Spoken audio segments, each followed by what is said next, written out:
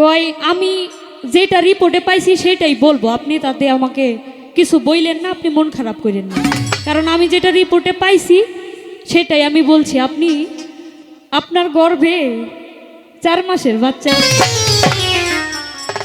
এই কথা শুন না যাও, লোক কোনো রোগ টোক ছিল না, এই টেনশনে তার আরেক রোগ হয়ে গেছে যে ডাক্তার এটা কইল কি।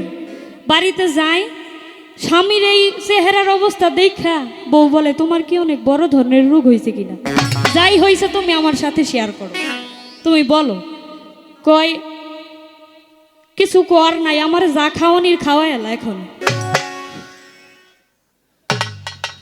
আমার মা মনের লোকে তখন কোথায় কোন যাইতো না, কথা কইলেই তো 4 মাসের গর্ভ বানাই এলবো।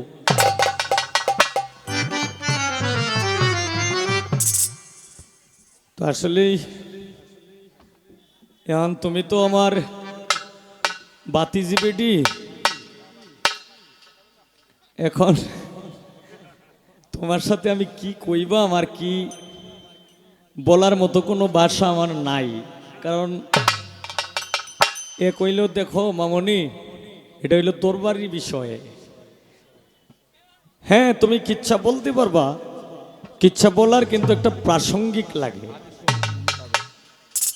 মানে একটা জায়গা লাগে, একটা পয়েন্ট লাগে।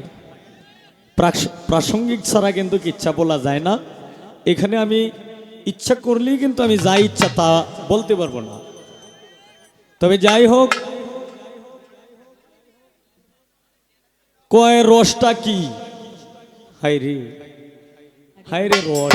তাই 2-4টি কথা, শিল্পী তো বেশি না, আমরা 2-4টা কথা বলবো, গান বেশিই হবে, তার মধ্যে 2টা কথা থাকবে, একটু নীরবতা সঙ্গ দিয়ে আপনারা গানটা শুনবেন।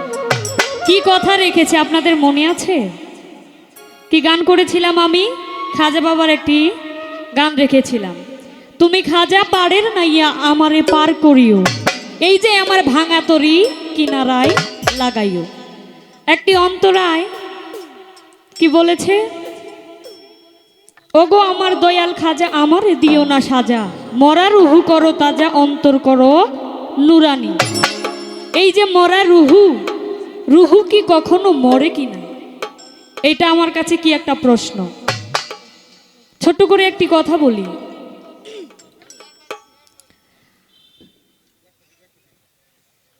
এক লোক সবসময় চাপার মধ্যে হাত দিয়ে কি যেন একটা ভাবে। ওই লোকের বউ জিজ্ঞাসা করে তুমি কি এত চিন্তা করো, কি এত টেনশন করো, সব সময় তোমার গালের মধ্যে হাত থাকে। কয় বউ আমার জানি কি হইছে, আমার জানি কেমন লাগে। তো তাইলে তোমার কেমন লাগে, তুমি ডাক্তারের কাছে যাও, যদি তুমি অসুস্থ হও অবশ্যই ডাক্তারের প্রয়োজন। তো ডাক্তারের কাছে যাবে, লোকটা তার প্রস্রাব পরীক্ষার জন্য প্রস্রাব রাখে। তার বউ যখন ঘর ঝাড়ু দিতে যায় তখন ওই ঝাড়ুর বাড়ি খায়া ওই প্রস্রাবটুকু পড়ে যায়। এখন তার বউ মনে মনে ভাবে আমার স্বামী যে রাগী, এই যে প্রস্রাবটুকু পড়ে গেছে এটা যদি আইসা দেখে তাহলে তো আমার মাইরেই ফেলে। তাহলে ওই বুদ্ধিমতো কাজ করলো কি, প্রস্রাবটা তো রাখতে হবে, জারি হোক একটা প্রস্রাব রাখতে হবে যেন মাইরটা না খাওয়া লাগে, তাই নিজেই প্রস্রাব করে ওইটার মধ্যে রাখছে। এখন লোক তো আর সেটা জানে না, এই মারফত তো আর সে জানে না, এই প্রস্রাবটুকু নিয়ে সে ডাক্তারের কাছে যায়। এখন ডাক্তার পরীক্ষা নিরীক্ষা কইরা একবার রোগীর দিকে তাকাই, একবার তার রিপোর্টের দিকে তাকাই। কয় কি ব্যাপার ডাক্তার সাহেব, আমার সমস্যা না আপনার সমস্যা? আমার রিপোর্টে কি আসছে সেটা বলেন, আমার কি কোনো বড় ধরনের রোগ হয়েছে কিনা? কয় আমি যেটা রিপোর্টে পাইছি সেটাই বলবো, আপনি তাতে আমাকে কিছু বইলেন না, আপনি মন খারাপ করেন না, কারণ আমি যেটা রিপোর্টে পাইছি সেটাই আমি বলছি। আপনি আপনার গর্ভে 4 মাসের বাচ্চা। এই কথা শুন না যাও, লোক কোনো রোগ টোক ছিল না, এই টেনশনে তার আরেক রোগ হয়ে গেছে যে ডাক্তার এটা কইল কি। বাড়িতে যায়, স্বামীর এই চেহারার অবস্থা দেখা বউ বলে তোমার কি অনেক বড় ধরনের রোগ হয়েছে কিনা, যাই হয়েছে তুমি আমার সাথে শেয়ার করো, তুমি বলো। কয় কিছু কর নাই, আমার যা খাওয়ানির খাওয়াই এলা। এখন কয় কে কি হয়েছে? কয় ডাক্তারে কইছে আমার 4 মাসের গর্ভ।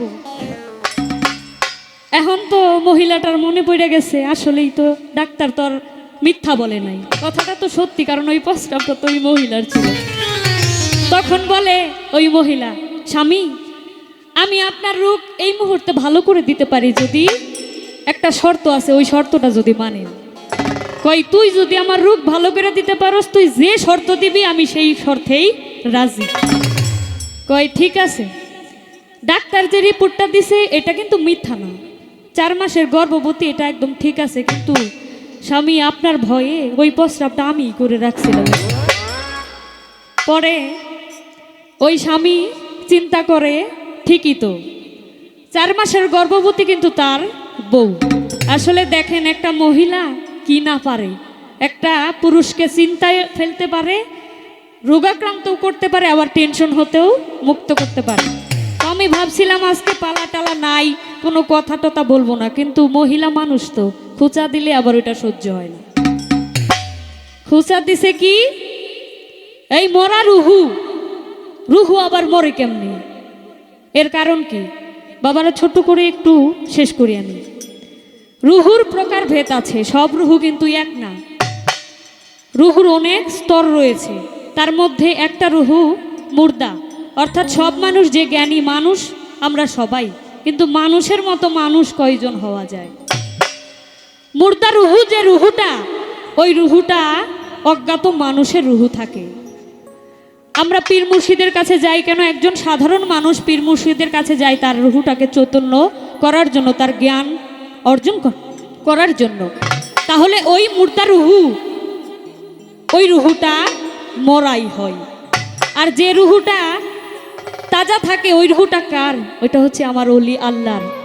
ওইটা হচ্ছে কার, আমার শাহ সাহেব বাবার, আমার রফিক শাহ বাবার। ওদের রুহু কখনো মরে না। তো আসলে অনেক রুহু, এই রুহুর প্রকার ভেদ, অনেক আলোচনা, এত আলোচনা এখানে হবে না, কারণ এখানে কোনো পালা নাই। গানের পৃষ্ঠে গান, তাই আমি দরবারে একটি গান রাখছি। ধন্যবাদ সবাই। আমার মা মনের লোকে তখন কোথায় কোন যাইতো না, কথা কইলেই তো 4 মাসের গর্ভ বানাই এলবো।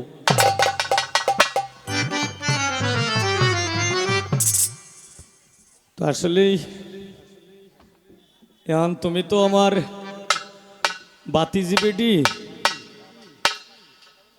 এখন তোমার সাথে আমি কি কইবা, আমার কি বলার মতো কোনো ভাষা আমার নাই।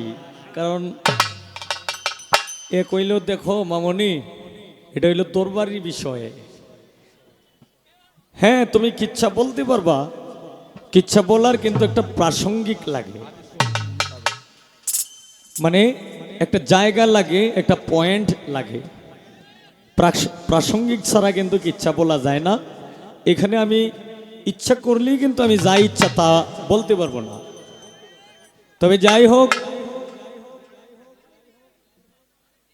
কয় রসটা কি, হায়রে হায়রে রস,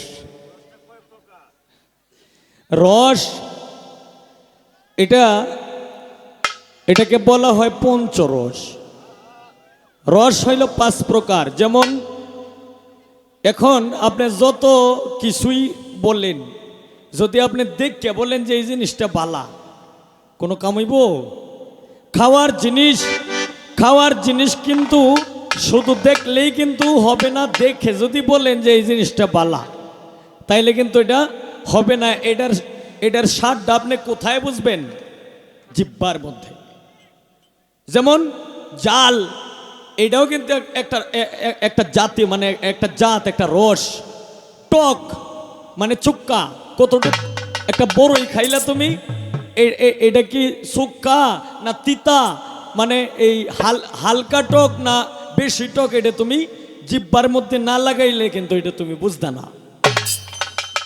যেমন আজকে যদি তুমি চিরতা লও, তাহলে চিরতা লইলে এই চিরতা কিন্তু দেখে বুঝতে না যে এটা কি তিতা না মিষ্টি। এটা তিতাটা তুমি বুঝলে কি করতে হবে? জিহ্বার মধ্যে লাগাইতে হইব, অথবা পত্রঞ্চি। এরপর এই যে জাল, টক, মিষ্টি, মধু, তিতা, রসের মধ্যেও এরকম কিছু রস আছে যে রস যে রসটা খাইলে, এই যে রসটা পান করলে একমাত্র এটা যেমন তেমন ভাবে পান করা যাবে না। দেখো এই রবীন্দ্রনাথ ঠাকুর, আপনারা তো জানেনই, রবীন্দ্রনাথ ঠাকুরের বাড়িতে গেছে হইল বিদ্রোহী কাজী নজরুল ইসলাম। নজরুল ইসলাম যায় বলতেছে, যাকে দেখে যে ইয়ে খাইতাছে, মানে নিম পাতার রস খাইতাছে। কইটা কি স্যার? কইটা নিম পাতার রস। কইটা কি? কয়টা অমৃত সুধা। তখন মানে এই যে এক কাপ লইছে, এক কাপ, যেমন আমরা যে চা খাইলে আমরা সবটা চা খাইয়া সারলে পরে একটু চা থাকে না তলে দেয়া, তলাটার মধ্যে কিন্তু একটু চা থাকে। তখন রবীন্দ্রনাথ ঠাকুর যখন বাইর হইলে এরপরে কাজী নজরুল ইসলামী এইটা কি করছে, এই যে তলাটার মধ্যে যে একটু রইছে এইটা খায়ালছে। খায়া আহ তিতা।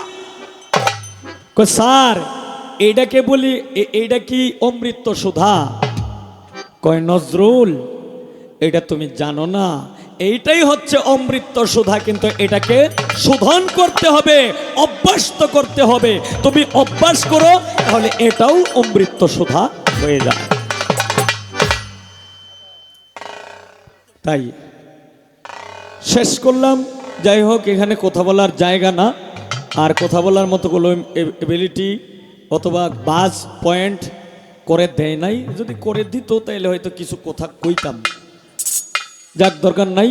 এখন দরবার থেকে একটি গানের অর্ডার করছে, আমি এই গানটা করে এরপরে ইনশাল্লাহ বিচ্ছেদ তো চলবেই নাকি।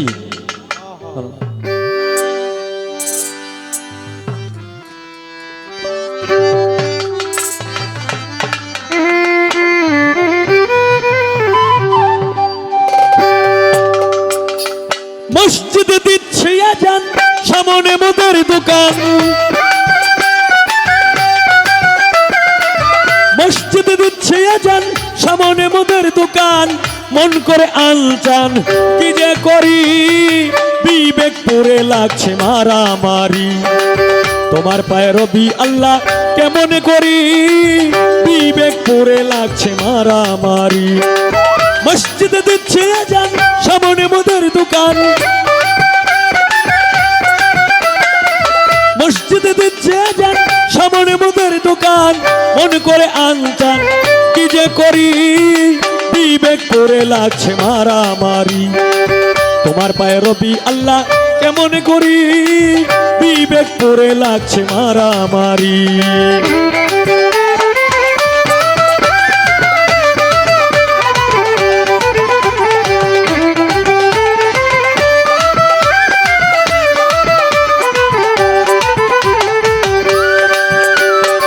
শুনিয়া আজান, যার কাঁদে না প্রাণ, সে কি মুসলমান, লজ্জায় মরি।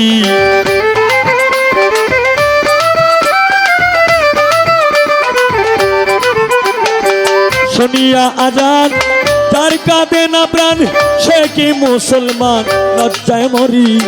মুন্সি আর মৌলানা সবাই তো একরকম না। মুন্সি আর মৌলানা সবাই তো একরকম না। কেউ কেউ করে অন্যের গীবত জারি, বিবেক পুরে লাগছে মারামারি। তোমার পায়ে রবি আল্লাহ, কেমন করি, বিবেক পুরে লাগছে মারামারি।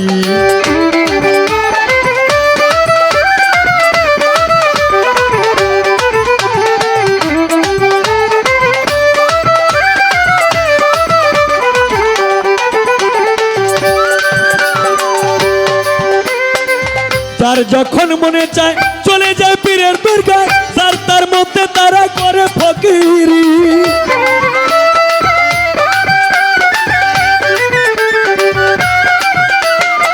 যার যখন মনে চায় চলে যায় পীরের দরগায়, যার তার মধ্যে তারা করে ফকিরি। আবার কেউ কেউ রাখছে নজর, কোথায় বসছে গাজার আসর। কেউ কেউ রাখছে নজর, কোথায় বসছে গাজার আসর। সেথায় গিয়া নেশা সেবন করি, বিবেক পড়ে লাগছে মারামারি। তোমার পায়ে রবি আল্লাহ কেমন করি বিবেক করে লাগছে মারামারি।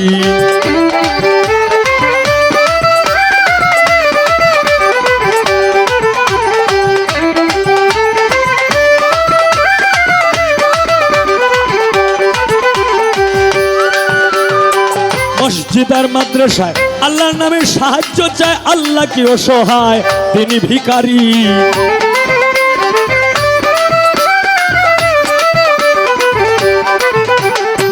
মসজিদ আর মাদ্রাসায় আল্লাহর নামে সাহায্য চায়, আল্লাহ কি অসহায় তিনি ভিখারি।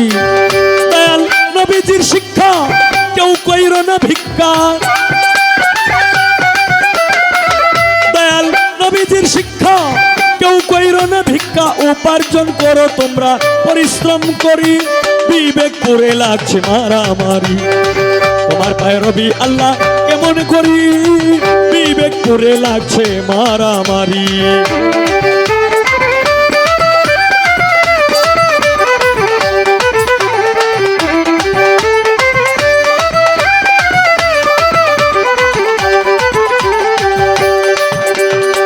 আল্লাহ তুমি দয়াময়, তোমার ইচ্ছায় সবই হয়, এই সব দেখছি তোমার কারিগরি।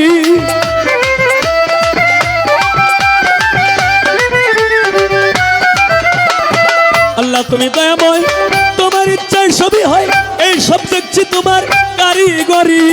ভেবে কই ও হাত মাস্টার দেখে এই সব অবিচার, ভেবে কই ও হাত মাস্টার দেখে এই সব অবিচার। মন করে হাহাকার কি যে করি বিবেক করে লাগছে মারামারি। তোমার পায়ে রবি আল্লাহ কেমন করি বিবেক করে লাগছে মারামারি। তোমার পায়ে রবি আল্লাহ কেমন করি বিবেক করে লাগছে মারামারি। তোমার পায়ে রবি আল্লাহ কেমন করি বিবেক করে লাগছে মারামারি।